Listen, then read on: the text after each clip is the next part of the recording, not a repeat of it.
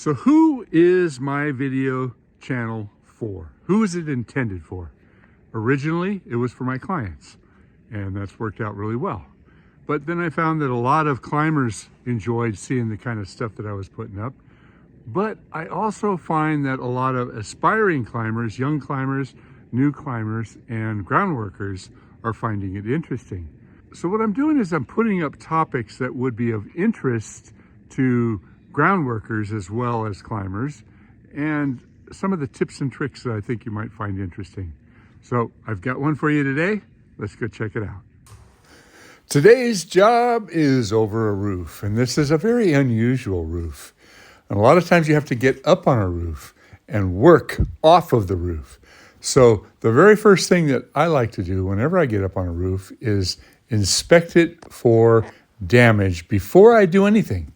And this particular roof is some kind of a rubberized surface. It's sheets of rubber that were rolled over the old roof, and there was lots of little bubbles under there. So that left me a little bit concerned.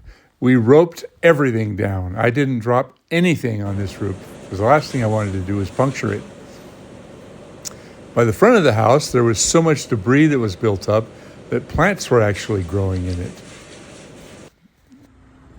Okay, so we noticed this looks like it might be broken. We clicked the starter, but clearly this is disconnected. Does that go into that? I don't know. Yeah, it looks like there's a metal part that goes in there somewhere. Now, just like the roof, whenever you get into a situation where you may potentially cause damage, do a little video ahead of time and show everything that you see that's wrong. Now, I want to talk about pool covers. I don't know if you guys get to work around high-end pools with these really expensive pool covers, but if you puncture them, that is going to cost you a lot of money. So because we were working over the pool, I chose to retract the pool cover because it's a whole lot safer to pull stuff out of the pool than it is to replace a punctured pool cover.